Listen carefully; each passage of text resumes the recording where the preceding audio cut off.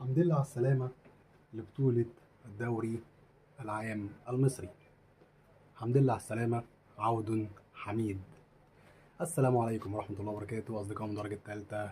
يا صباح الفل عليكم. أخباركم إيه؟ يا رب تكونوا بخير. تأخرت عليكم لفترة كبيرة لظروف شخصية لا يعلمها إلا الله. بسم الله والصلاة والسلام على رسول الله سيدنا محمد بن عبد الله. نبدأ الحلقة عشان في شوية حاجات كتير أوي أوي أوي هنتكلم فيها. عودة الدوري الأقوى في المنطقة العربية، وهو الدوري المصري، الإيجيبشن ليج. طبعا كلنا شفنا عودة الدوري المصري، وبصراحة عودة يعني زي الأكل اللي من غير ملح. ده من وجهة نظري، يعني زي الأكل اللي من غير ملح. شفنا طبعا بداية بطل الدوري اللي هو نادي الزمالك، بداية ولا أسوأ، بداية ولا أسوأ، وكان ممكن يخلص الماتش بخسارة. نادي الاتحاد هاجم، نادي الاتحاد لعب، نادي الاتحاد مغير 24 لاعب الموسم ده. فشوفنا اتحاد جديد، وشوفنا برضه زمالك جديد. الزمالك بلا انياب، بلا هجوم، بلا دفاع، بلا روح. تحس ان اللعيبه بتأدي واجب عليها عشان محدش يحاسبها. ولكن نادي الاتحاد كان يقدر يكسب، خلص الماتش دوت 2-3 مثلا مستريح. ولكن نتيجة الماتش طلعت تعادل 0-0. ف يعني زي ما كلنا شايفين، لا لا، يعني بداية ولا أسوأ. طيب، على الناحية التانية النادي الأهلي. النادي الأهلي أيضا بداية ولا أسوأ من كده. شفنا النادي الأهلي جاب حوالي 5-6 صفقات، ولكن ما شفناش الأهلي اللي نازل يرجع البطولة. يعني في أول 20 دقيقة مع نادي إنبي، أو إنبي الشرقية، أو الشرقية إنبي زي ما بيقولوا، أول 20 دقيقة الأهلي خسران 2-0. لكم أن تتخيلوا إن في كمان ضربة جزاء ضاعت عن طريق اللاعب محمد حمدي، باك شمال نادي إنبي. فتخيلوا كده، الدقيقة 20 من الشوط الأول والأهلي خسران 3-0. إيه هي النتيجة؟ الشوط الأول. تخيلوا بقى الشوط الثاني هيحصل إيه؟ طيب إيه السبب؟ السبب إن هي نفس المشكلة بتاعت السنة اللي فاتت اللي اتكلمنا عنها، إن الأهلي هيعاني بسبب الدفاع. الأهلي مشى رامي ربيعة، مشى محمد عبد المنعم، وما جابش غيرهم. جاب لعيبة ولكن الكواليتي بتاعتهم أقل. ما جبتش لعيبة أعلى. المفروض تمشي لاعب بتجيب يا إما نفس الكواليتي يا إما أعلى، لكن ما يكونش أقل. اللعيبة اللي موجودة للأسف أقل في الكواليتي، واللعيبة ديت ما لعبتش مع بعض كويس. اللعيبة ديت مش فاهمة بعض، فبالتالي يطلع الشكل اللي حضراتكم شفتوه ده. الأهلي من ماتش الجمعة اللي جاية مع نادي زد هيبدأ يرجع الحرس القديم، اللي هو مين؟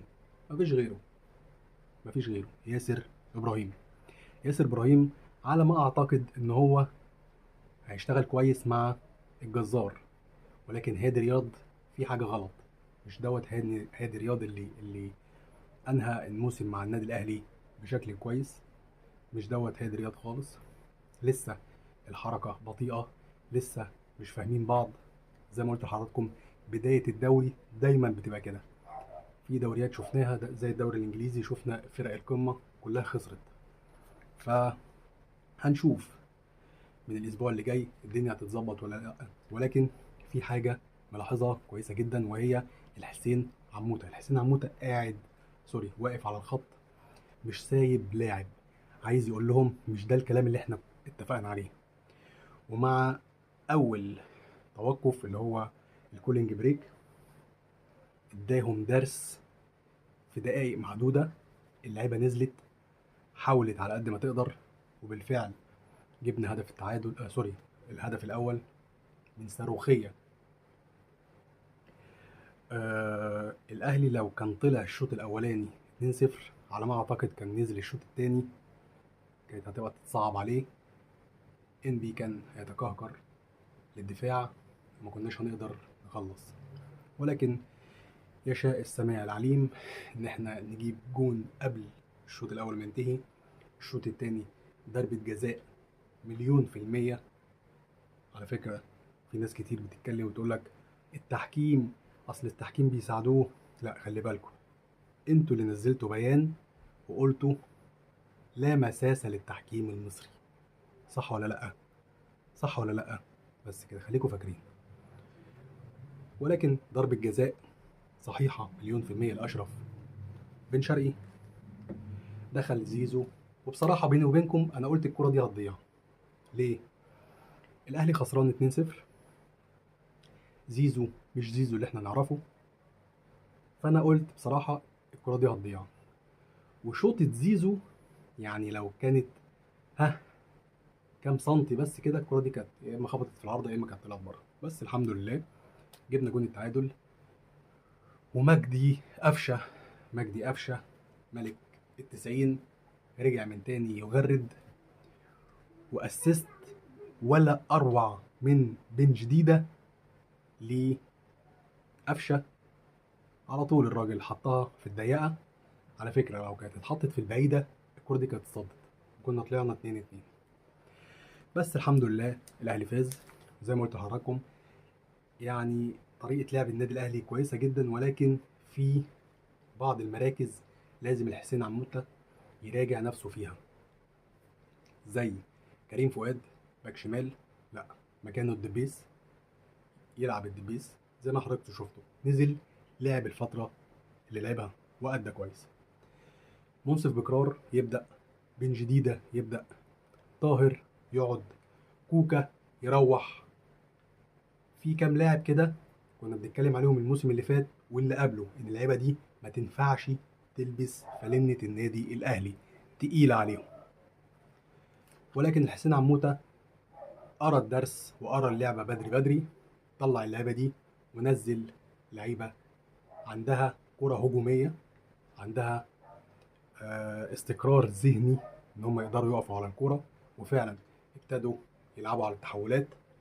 والحمد لله الاهلي كسب. طيب الناحية التانية، الناحية التانية في مصيبة، في مصيبة، في مصيبة. حبايبنا أصحاب الدوري اتكلمنا وقلنا في مشكلة في لعيبة معينة مع نادي الزمالك مش هتظهر إلا مع قرب بداية الدوري، وفعلا بدأت. اتكلمنا على شيكو بانزا، اتكلمنا على عبد الله السعيد، اتكلمنا على بيزيرا، وده لوحده قصة تانية. طيب عبد الله السعيد لو دراعهم عشان 8 مليون جنيه زي ما قلنا، وخد ال 8 مليون وجه، ولكن مش هيبدأ عشان لسه البدني بتاعه مش تمام. واحد عنده 42 سنة الدنيا معاه هتبقى صعبة شوية. بس رجع شيكو معزة. لحد النهاردة احنا مش عارفين هو الراجل ده مجاش ليه فترة الإعداد. طيب ليه الزمالك منزلش عقوبة عليه؟ برضو مش عارفين، لا هو ولا عبد الله. نيجي بقى للتالت، ابن متعقبة، ابن متعقبة البار، بيزيرا، اخوان الفينا بيزيرا، اللي حبايبنا قعدوا يتريقوا الفينا بعد يومين الهبدور. اهو بيزيرا بيعمل فيكم ايه؟ مش عارف. الراجل فين؟ الراجل بقاله فترة كبيرة جدا جدا جدا النادي بتاعه عمال يدور عليه اللي هو نادي الزمالك ومش لاقيه. على فكرة نادي الزمالك عارف هو فين، نادي الزمالك عارف انه مخلص مع اهلي دبي، ولكن مجلس الإدارة خايف من الجمهور، مجلس الإدارة خايف من الجمهور. فالصفقة تمت، الصفقة خلاص خلصت، الراجل قاعد وبيفتح تيك توك ولا في دماغه.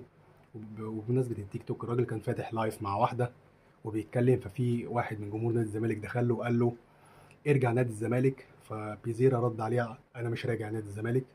فعشان تعرفوا بس الصورة ماشية ازاي، ان اللاعب بيعمل اللي هو عايزه ومجلس الإدارة ولا هو هنا، والجمهور محروق دمه ومش عارف ايه اللي هيتم.